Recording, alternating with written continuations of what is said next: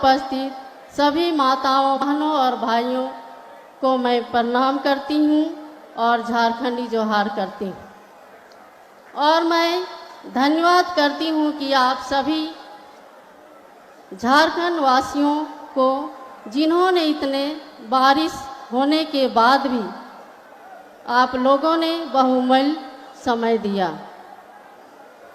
इस मंच में मैं झारखंडी माटी के वीर शहीद बिरसा मुंडा जी, निर्मल महतो जी, विनोद बिहारी महतो जी, तिलक मांझी जी, चांद भैरव जी, शक्तिनाथ महतो जी को भी नमन करती हूँ। सबसे पहले मैं मंच का संचालन कर रहे संचालनकर्ता रवि शिव शंकर जी को मैं धन्यवाद करती हूँ। आगे अपनी बात रखने से पहले मैं आप सभी को धन्यवाद करना चाहती हूँ कि आप सभी के मेहनत की वजह से मैं आज रामगढ़ विधान सभा से विधायक चुनी गई। मैं आप सभी का तहे दिल से धन्यवाद करती हूँ। लोगों का विश्वास हमारे लिए बढ़ा है। यह परिवर्तन और इशारा कर रहा है। अगर इस ठगने वाले सरकार झारखंड की जनता को झूठे वादे और झूठे सपने दिखाकर बरगलाने वाले सरकार को टक्कर कोई दे सकता है तो वो है आजसू पार्टी।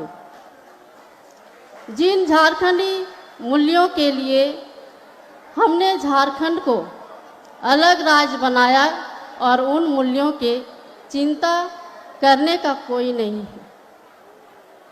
झारखंडी विचारधारा, झारखंडी सभ्यता, भाषा और संस्कृति को हमें बचाना है और उसे विश्व को स्थापित कराना है। इसलिए हमें और मेहनत करने की ज़रूरत है। सभी कार्यकर्ताओं को एकजुट होकर सरकार की गलत नीतियां और झूठे वादे का सच सबके सामने रखना है। हमारा उद्देश्य पहले झारखंड के लोगों को सामाजिक न्याय मिले और शिक्षा मिले, उनका अधिकार मिले और साथ ही साथ हमारे झारखंड मूल्यों की रक्षा भी करें। मैं सारी महिलाओं को भी एक बात बोलना चाहती हूँ। अब महिला आरक्षण बिल पास होने के बाद हमें तैयार रहना है। मैं भारत के प्रधानमंत्री आदरणीय श्री नरेंद्र मोदी जी का, आजसू पार्टी के केंद्रीय अध्यक्ष श्री सुदेश महतो जी का, गिरिडीह सांसद आदरणीय श्री सीपी चौधरी जी का बहुत बहुत धन्यवाद देती हूँ, जिन्होंने संसद भवन में महिलाओं के 33% आरक्षण करने वाला बिल पास करवाया। महिला आरक्षण बिल के पास होने से राजनीतिक में महिलाओं की भागीदारी और बढ़ेगी और उन्हें ऊंचे पद पर अधिक मौके मिलेंगे, जहां वो कानून बनाने में अपना योगदान देंगे। संसद और विधानसभाओं, नगर पालिकाओं और पंचायतों में आरक्षण करना काफ़ी नहीं है। मेरा अनुरोध है कि सरकारी नौकरियों में भी महिलाओं के लिए 50% आरक्षण होना चाहिए। महिला आरक्षण बिल में लोकसभा और राज्यों के विधानसभाओं महिलाओं के लिए 33% आरक्षण है, जिसमें 33% आरक्षण में 1/3 सीटें अनुसूचित जाति और अनुसूचित जनजाति वर्ग के महिलाओं के लिए आरक्षित होने की बात है, जो स्वागत योग्य है।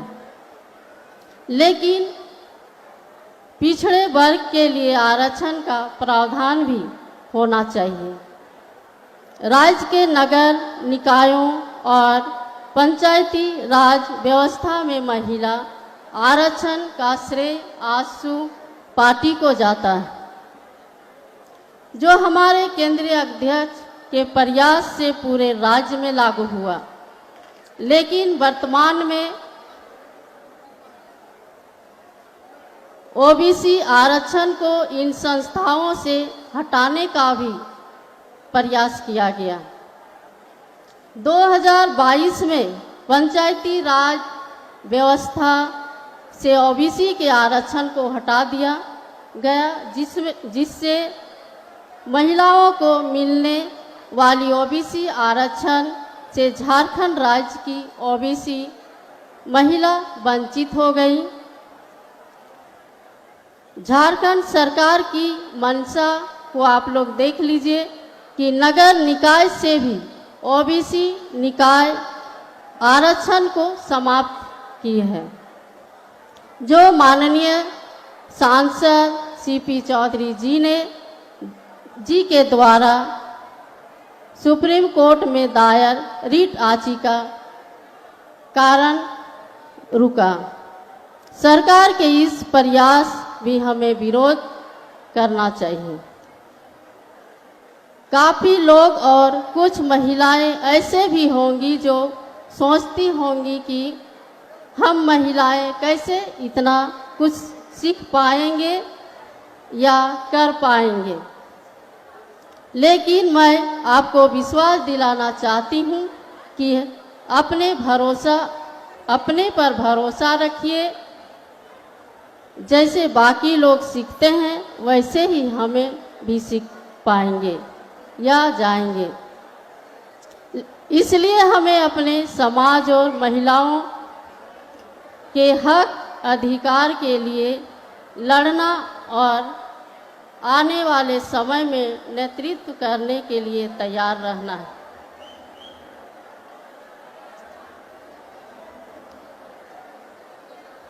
मेरा साथ और सहयोग हमेशा आप सभी के साथ रहेगा।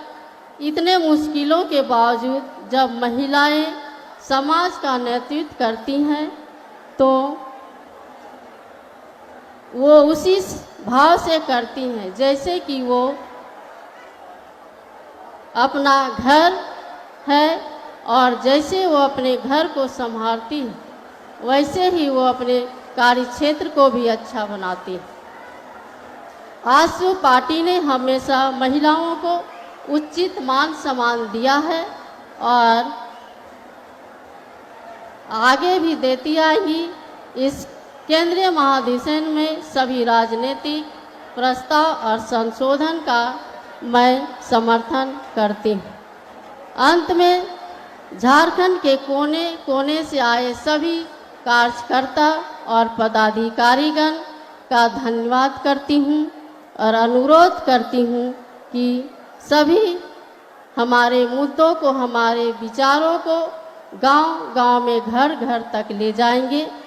हम आगे भी पूरे विश्वास और नैतिकता के साथ झारखंड की जनता सुख दुख में रहेंगे। उनको बरगलाने वाले का सच दिखाएंगे और बेहतर झारखंड बनाने में अपना योगदान देते रहेंगे। और लास्ट 4 लाइन आप सभी के सामने रख रही हूँ और आशा करती हूँ कि इन भावनाओं को आप सभी मेरे साझा करेंगे। मेरे हौसलों में अभी जान बाकी है, ये तो दौड़ भर थी, अभी उड़ान बाकी है। मेरी सादगी से मेरे बारे में अंदाज मत लगाना, ये तो शुरुआत भर थी, अंदाज अभी बाकी है।